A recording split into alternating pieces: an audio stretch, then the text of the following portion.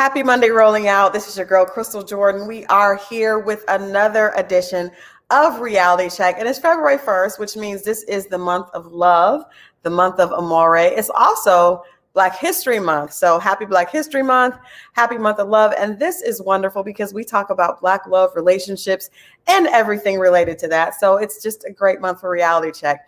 I thought today would be a great time to talk with another expert about one of my favorite books, The 5 Love Languages. And so my guest for today is Coach Lee Wilson. He is a relationship coach with over 20 years of experience, and he is the founder of My Ex Back. So I wanted to have him come on and join me.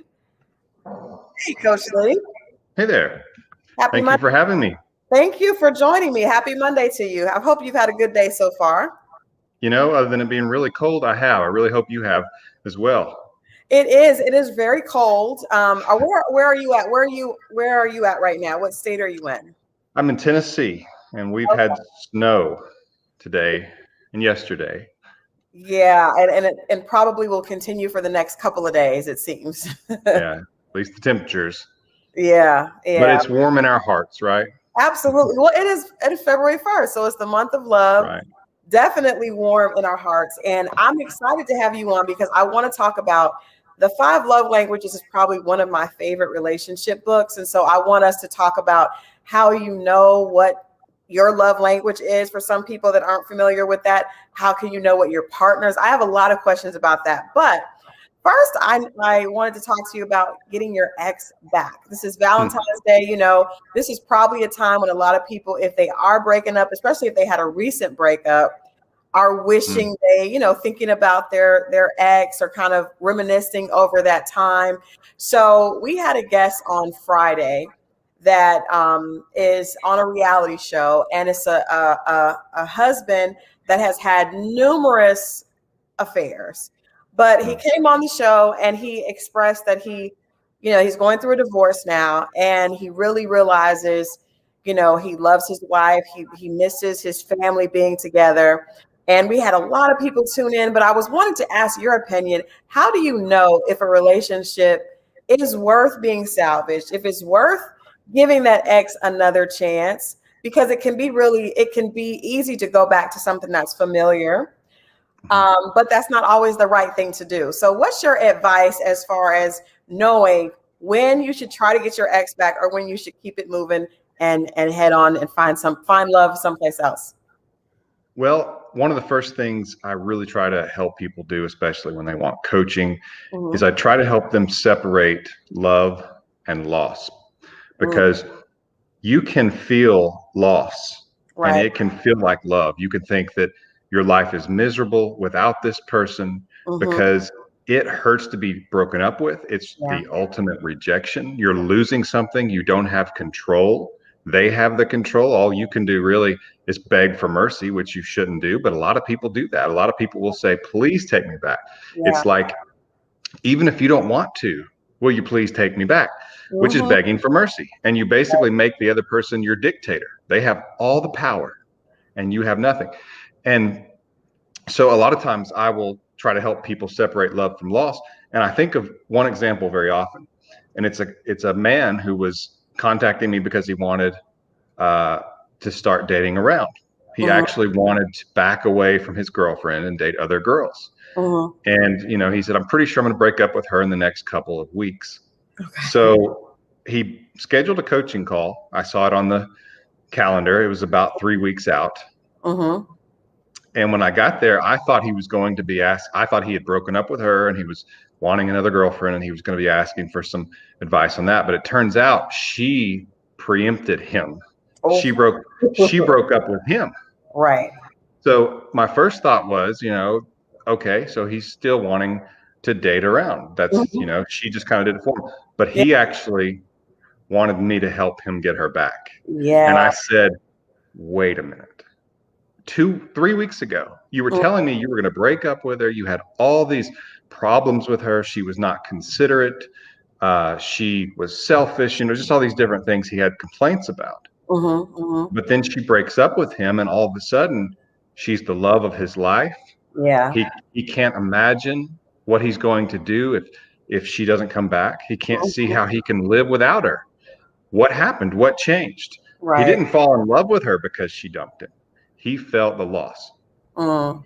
And so the first thing that you have to do when you're trying to figure out, is this person worth getting back, is separate the love from loss. Because if you think about it, if you or I were out at a bar somewhere Mm-hmm. and our friends were kind of joking and daring us to go try to pick someone up who was at the bar, try to see if you can get a phone number or Right. if they'll leave with you, just something like that, and they turn you down, all of a sudden our ego is going to take a little smack, just a Yeah. little bit.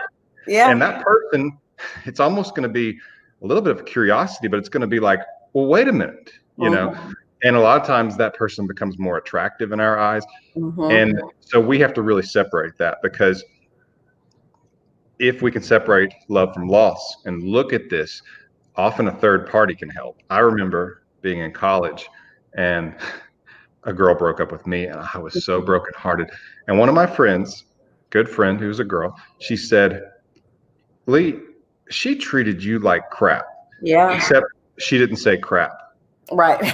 And that was the reality check I needed, because when she said that, all these memories came back of times she had just been really sorry to me, and it Mm-hmm. took a third party, a neutral observer, to do that. And Yeah. so a lot of times we can learn a lot from our friends who watch the Mm-hmm. situation and remember things we said, because people will forget. I'm on coaching calls with people who are in that exact situation. They Yeah. want to get this person back. And I'll say, you mean the one you said hated dogs and that you didn't think you wanted to be with somebody who hated dogs? Does she love dogs now? Right. Right. No. And he forgot telling me that. He swore he didn't tell me that, Yeah. but he did. So being able to separate love from loss, and perhaps bringing in a neutral third party observer. A lot of times a parent is Yeah. helpful in that. If you were talking to your parents about it, some people just don't talk to their parents Right. about their relationships, but that can be really helpful. And then, of course, another thing I remember telling a man, I said, he told me, I knew a lot about this woman who had Mm-hmm. broken up with him, Mm-hmm. and she was not a good person, I didn't Mm-hmm. think, and she was not good to him. And I said, if your son came to you and told you he wanted to be with someone like this, Would would you you be would you right? like that? Would you Yeah. feel good for your son? What would you tell him? Right. And there was a really long pause, and he said, I never thought about it that way, but that's really something to think about. And that really Mm-hmm. changed his perspective on it, because he was able to get outside of himself Yeah. and see who this person was, apart from the loss. Right. So that's how if you're looking for my formula to figure out if you really want to be with this person, it would Mm-hmm. be those three things: to separate the love from loss, try to find a neutral third party observer, and Mm-hmm. to ask yourself if your son or daughter, close friend, mother, father, someone close to you Yeah. was asking your opinion. Should I be with this person? Would you want them to be with a person like that? And if the answer is no, you need to stick up for yourself then, Mm-hmm. and you need to move on and let this person move on. Move on. That's really good advice. I like that love versus loss. I'm gonna have to Mhm. go back and watch an interview with Martell Holt again. I think that some of it was loss and ego. Like, I can't, how dare, my wife actually leave me, because he felt really comfortable in the relationship. Mhm.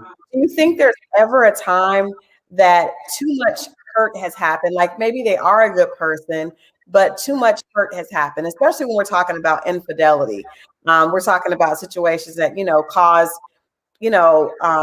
a lot of pain and embarrassment and humiliation. Do you think there are instances where even when a couple suffers from infidelity, they can still make a comeback and get back together if both people really love each other and are genuinely committed to fixing that relationship? Absolutely. And it's not something you ever want someone to go through, and you don't want to tell a couple, you should really experience what it's like to have your partner cheat on you. Right. I wouldn't say that, but it's sort of one of the best kept secrets in the world. of relationship recovery and enrichment, in that if the person who's been cheated on chooses to stay with this person, that's their decision. Some people just cannot handle it. Um, and it's one of those situations where if you can't, you can't. Yeah. But some people, they know that they're hurting, but they know that they can see that they will get past it if this person keeps up their end of the bargain. And if they do, a lot of times the awareness, that we are not bulletproof, that this relationship can fall, that this relationship is vulnerable, and we have to guard it, can be so helpful that a lot of times couples, and this I'm not just saying this to say something that sounds good, based on seeing this for 20 years. It's uncanny, and the pattern is there, that when this happens to a couple, it is rare that they are not exceptionally stronger 2, 3, 4 years down the road. And that's the ones who decide they are going to rebuild, they're going to recommit, they're going to forgive and move on. And of course, forgiveness is a decision, but it also takes the patience of two people, because the person who forgives, I remember one person was saying, it's not fair because she always wants to know where I'm going. Well, it had only been 6 months since she had found out. And I said, I don't blame her. Trust has to be earned back. And really, if your heart's in the right place, you'll be patient with her about this. I agree. It takes that other person to really humble themselves after that infraction. And that's one of the things that the guy mentioned, Martell mentioned. Well, she said she forgave me, but then she's still talking down to me and she's still upset.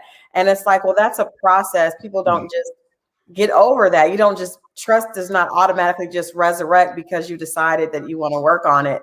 It really takes time to rebuild that. So I want to get into the conversation about the love languages, because I know this is Valentine's Day and we're all thinking, well, a lot of women are looking for gifts and excited about the day and all that. So I think that that theory is really really useful in knowing how to make your partner feel loved. So I want to start with a comment that I read on Instagram from a popular influencer here in Atlanta. I want you to give your input on that, and then we'll get into the love language conversations. Let me see if I can pull this up here and read this.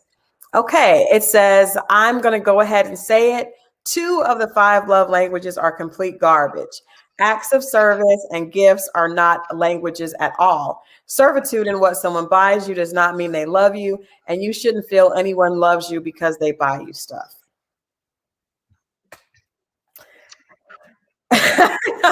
So obviously that was a guy, and I think that there are a lot of guys that feel like women just want them to shower them with gifts. But I want to ask your opinion. They said acts of service and gifts should not be real parts of the love language. But in my understanding, and I'm going to definitely, want your opinion, it's not necessarily about the monetary amount. It's more about the consideration. My love language is gifts, and it's not necessarily that I want expensive gifts. It's just, it can be something very small, but just feels like you thought about me. So what's your perspective on those 2 specifically? And then let's get into the list of the 5 love languages. Well, as far as the tweet, I can sense some maybe bitterness there, maybe a story there.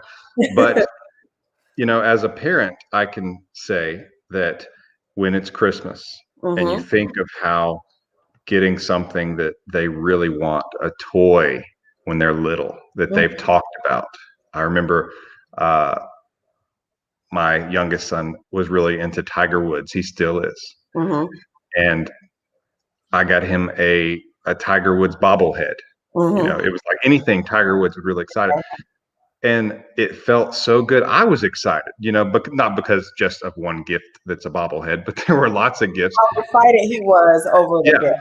Right. I was excited Christmas night because I could see his face and how he'd light up and smile. And his happiness brought me joy because I loved him. Yeah. I love him. And, if you don't like someone, their happiness does not bring you joy. If you love them and you're a healthy person, if you love them, then their happiness brings you joy. And buying the gift for someone on Valentine's Day, flowers, it seems like, oh, it's a cliche. And I've heard guys say, why would I get her something that dies? Well, everything's temporary. It doesn't mean that you can't receive some joy from it.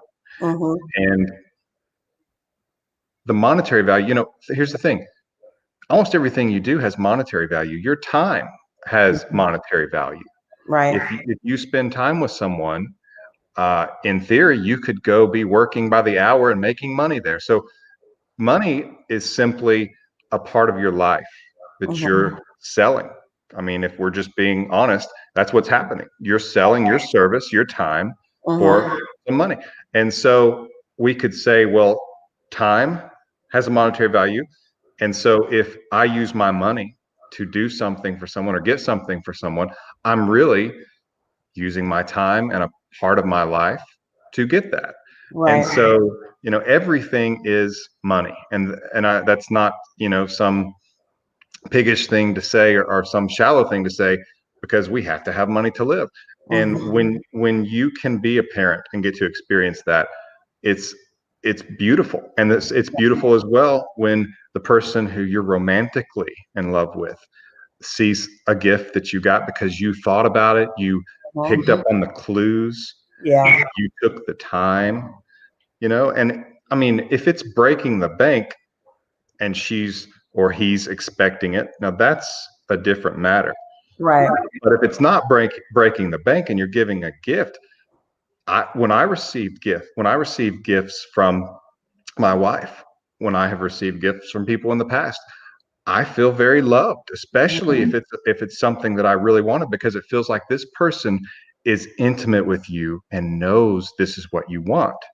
It's not just, oh, someone got me a fancy watch or someone got me a brand new laptop. Well, what if that doesn't mean anything to me?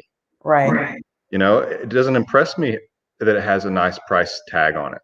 But if it's something that someone who knows me intimately would know I wanted, that's when the meaning is there. And so I disagree, because anything in life can be abused. There's always a counterfeit. Whenever there's a good thing, there's a counterfeit to it, right? There's always an antichrist. And so, sure, there can be people who see someone as dollar signs, who see someone as a leg up. But if you have a healthy relationship and you're not worried that this person is a gold digger, then you know what I'm saying? That's the real problem. Right. If you have to worry that that's all they see you for, then you've got a problem. If you don't, that person. Give each other gifts. Yeah. Shower make it a wonderful day. Have fun with it. Don't break the bank, but be demonstrative, especially if you know that means a lot to them. Yeah. I remember a man telling me about a gift he got for his girlfriend, and she said she always wanted a locket, since she was a little girl. And that's kind of something that's more, it's rare today. It used to be more common. And he got her a locket, and he gave it to her, and he said, I thought she'd smile. And she cried. She sobbed because she had wanted this since she was a little girl. And it had her picture in it and his picture in it. And she closed it up and she wore it around her neck. That's beautiful. Yeah. And, she felt loved because this wasn't just, here's some flowers. I mean, there's nothing wrong with flowers. Guys, you should get her flowers. Embrace it. But he took time to actually put the thought into it. And I agree with that. I'm like, my love language is gifts, but like I said, it's definitely what you said. It's really more about the time the person put into it and the fact that they were thinking about me. And acts of service, I think, is the same. It's similar to that. How can a person know? Because like I said, I think that concept of love languages is so important in relationships, because if you don't know your partner's love language, you may not you may love them and they may not be able to receive it or may not even know how you really feel about them. So well, first of all, how can a person get to know their own love language? And then how can they discover their partner's love language so that they're able to love them in the way that is most receptive to that person? Okay. For someone to determine their own love language, usually if people are honest, they Mm-hmm. will say that there comes days of doubt in a relationship with someone. You wonder, Yeah. do they think about me when we're not together? Do they miss me as much as I miss them? Mm-hmm. Um, do they look at me and think, wow, she's beautiful. Wow, he's handsome, like I think about them. Mm-hmm. And so a lot of times I will tell people, what is it that they've done for you where you felt, oh, they do feel the same way about me when it happened, Mm-hmm. So, for example, what if she complimented his new haircut and she said, you look so handsome. And he just felt warm inside and thought, she loves me as much as I love her. Mm-hmm. Or what if when he came to the door and he had a dozen roses and a goofy smile on his face, she felt he loves me as much as I love him.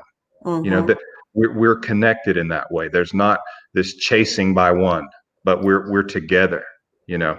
Right. So when you feel that way, that's probably, you don't have to just have one love language, but Mm-hmm. that's at least one of them. When they do this one thing and you feel like they feel the same way about me, it's a Mm-hmm. relief Yeah, and it it's is. joyful. And then when you're trying to figure out your partner's love language, Mm-hmm. there's some detective work sometimes you have to do. A lot of times I will suggest that people will ask the other person, what was your favorite Christmas or birthday gift, whichever is appropriate, as a child? Mm-hmm. What did you just like? Now, sometimes you're going to get an answer that doesn't really correlate, like if it was the Batman car, that doesn't give you any clues. But if it was, I wanted to be a ballet dancer, not me.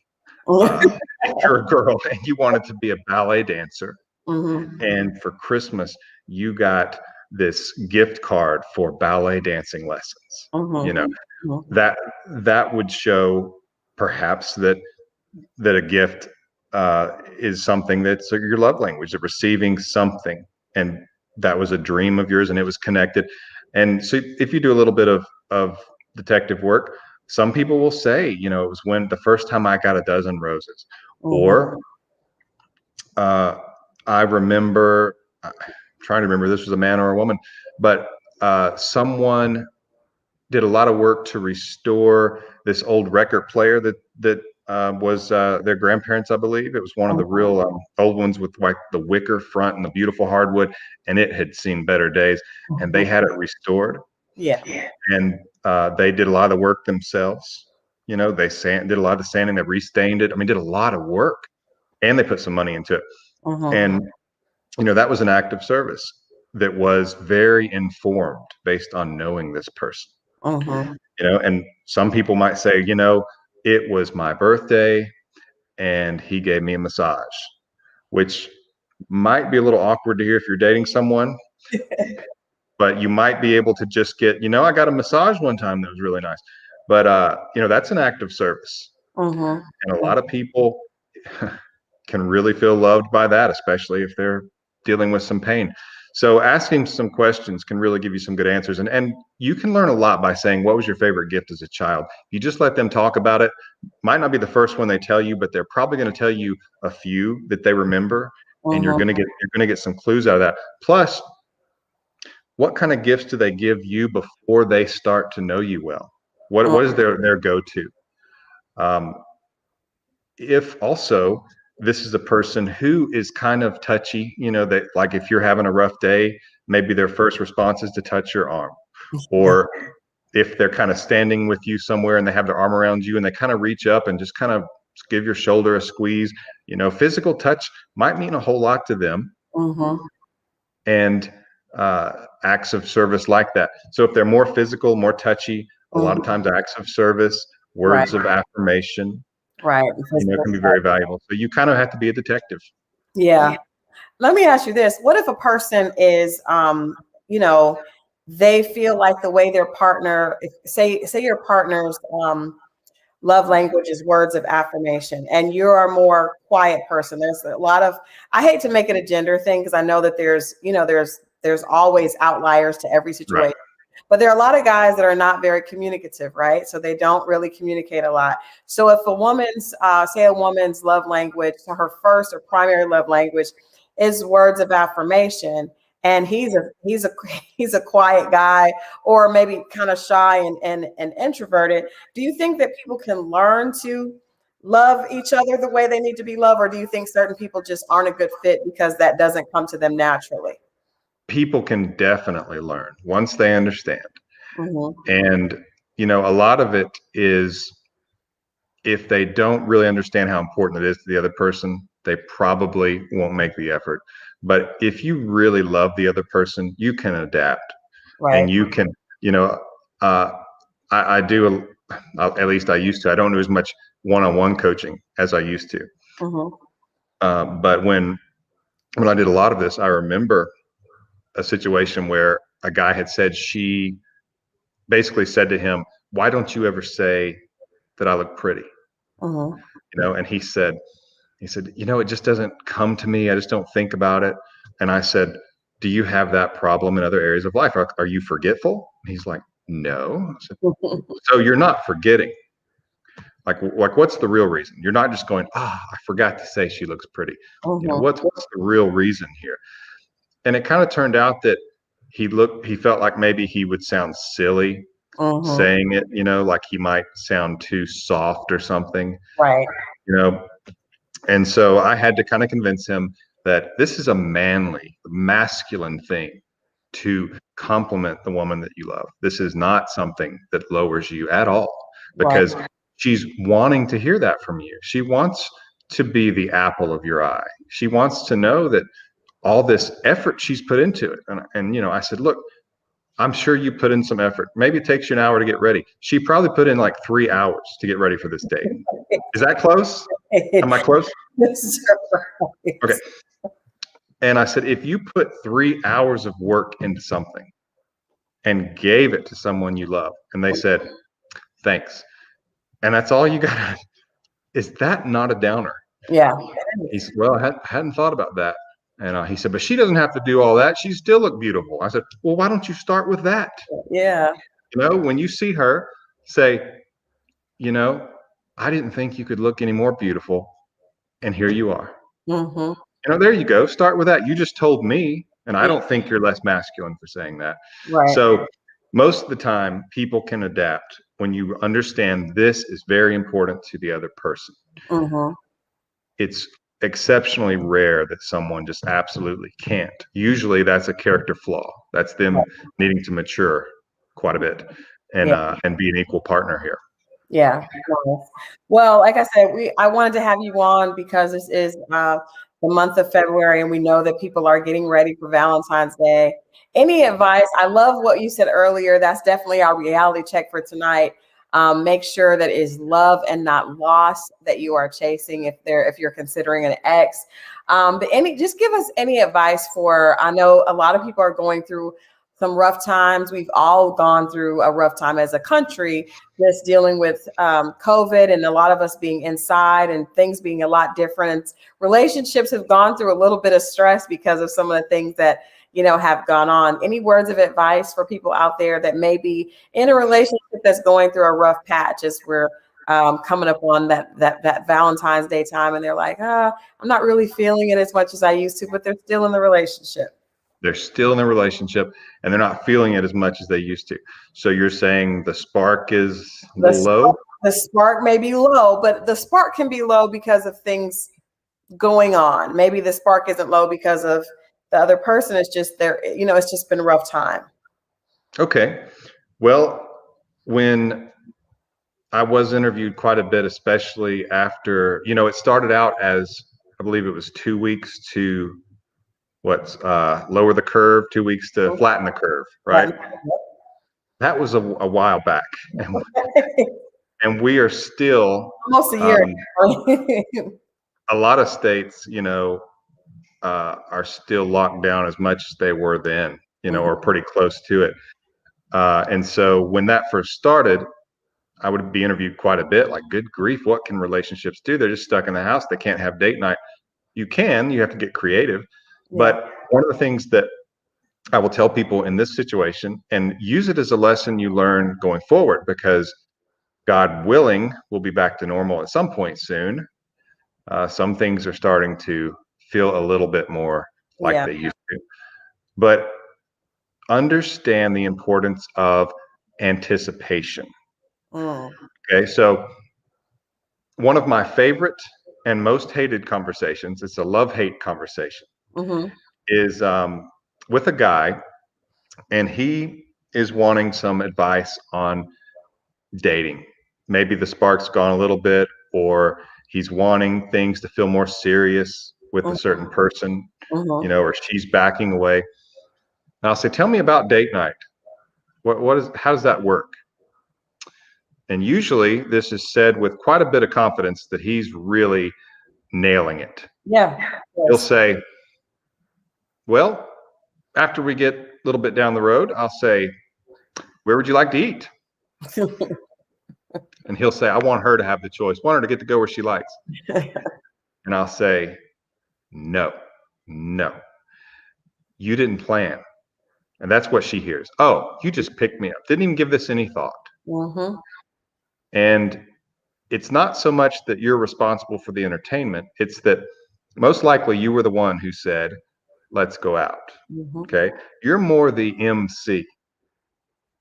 And she expects you, at least she hopes, that you will give this some forethought and some planning beyond just, think I'll take her to this nice restaurant. We all like to have nice dinners, but plan some other things. Even if it's, I'm going to pick you up and we're going to go to a certain place. Mm-hmm. This is how I suggest you dress, or this is how I'm going to dress. So maybe you can dress accordingly to how I am. And after that, then we're going to go to dinner. And then we're going to go somewhere else after that. Now, the 3-course date is kind of the best way to go, is the gold standard. I understand it's not always possible, but if it is, that's usually terrific. If Yeah. you think of great things, and I have lots of neat things that can be done, because meeting and making date night just about eating is really getting old for a lot of people. Let's just say Yeah. that. Yeah. No, I agree. I will say, as a woman, we love when a man he's just planned the date out. Like, that is Yeah. it's the best way to get us to be like super excited. And you're right, it's that anticipation.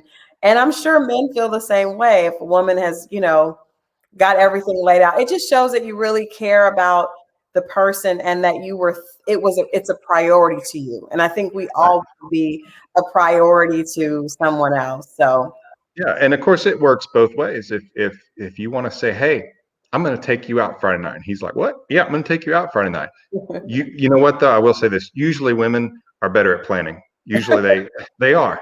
I'm not. That's just based on experience. yeah. I don't like to admit that, and I'm not trying to get on to guys at all. Yeah. Even though I do sometimes, because I'm a coach and I can get away with that. But for example, horseback riding, top golf, museums, rock climbing. Mhm. There's 4 things that most couples listening to this have probably never even thought about for date night, Mhm. but that are really fun things to do. Yeah. And if you, first of all, give that anticipation, and you make it a surprise. For example, guys, she doesn't want you to tell her, where are we going? It's going to be nice, dressed like this. Well, where are we going? Say, it's a surprise. And she's going to keep asking, but Yes. she likes the surprise. She likes to wonder about it. Where is he taking me? What has he got planned? What's Mhm. up his sleeve? Oh, that's the fun part. Yeah. Okay. It's like waiting for Christmas. Is it a little bit frustrating? Yes. But that's part of the magic, is this one day. That's when it's going to happen. There will be no wine until the wine is ready. And she wants to be surprised. It's a sexy thing when you can surprise her. So when she asks you, she doesn't really want to know. She just wants to know that you've got it taken care of, Yes. right? Yes. This is going to be a great night. Mm-hmm. And And then make sure you back it up. yeah, that's right. That's right. But even early in the week, go ahead and tell her and let her ask where we're going. It's a surprise. Let her talk to her girlfriends about it. Where do you think he's taking me? She wants to brag to her girlfriends. He won't tell me where he's going. It's a surprise. And they can sit around. You think it's this place? Oh, no, that's so good. Have you had the dessert there? That kind of stuff. Yeah. That's so much fun for women to be able to do. And you know what, guys? It'll be fun for you too. When she's trying to get it out of you and you get to joke and play with her about it, Yeah. that's a lot of fun too. So anticipate, have that surprise, and have fun with it. Because when you add that element of teasing and surprising, you're basically underlining the anticipation. You're having fun through the whole process, and you're being able to look at that day from a Monday or a Tuesday as something that's encouraging when it's Monday or Tuesday. Right. I'm gonna get through the day, and I think I'm a hopeless romantic, but I think those are little things that make you fall in love. The little experiences, the memories that you build, if you are doing that. That is how people fall in love, and that's the things that I think love makes everything better. So I'm excited about talking to dating coaches the whole month. Thank you so much for joining. Please let people know, because like I said, you talk about so many great topics on your page. You give great advice. I had an opportunity to listen to some of your videos. So let people know where they can find your videos and, more advice from you. Okay. Well, my website is myexbackcoach.com, or on YouTube, if you just search for Coach Lee, you'll see a bunch of videos there with my picture on it. And so usually it's the first page of results if you just type in Coach Lee, Lee. And that's how you can find me both places. Okay. And we actually have the link to his YouTube page is at the top in the comments on this thread for today. But again, thank you so much, Coach Lee. We look forward to connecting back with you again with another love topic. But thanks for the advice today. Thank you so much for having me. Happy Valentine's Day. Happy Valentine's Day to you too. All right. Well, thank you guys for tuning in. Great relationship advice. I definitely agree with his advice on the love languages, especially as someone whose language is gifts. I did not agree with the comment, but I do understand that I think sometimes people misinterpret what the love languages are. So you can check out Coach Lee. You can also get a copy of the book by Gary Chapman. It's one of my favorite go-to relationship books. We are going to be back on Friday, 9 p.m. this week with one of the ladies from the Bell Collective, so you don't want to miss that. I'm going to apply this information to our write-up on Mr. Martell Holt. Was it love or loss? And why he wanted to get back with his ex-wife, Melody. Probably a little bit of both. So thank you guys for tuning in. This has been Christal, your host for Reality Check. Our reality check for today, before you go back to that ex, is it love or is it loss? One of my girlfriends is watching right now, and to her, I'm going to tell her, do not go back, move forward. I'll see you guys on Friday. Remember, it's the month of love. It's Black History Month. We're celebrating Black love all month. I love you for watching, and I will see you guys on Friday at 9 p.m.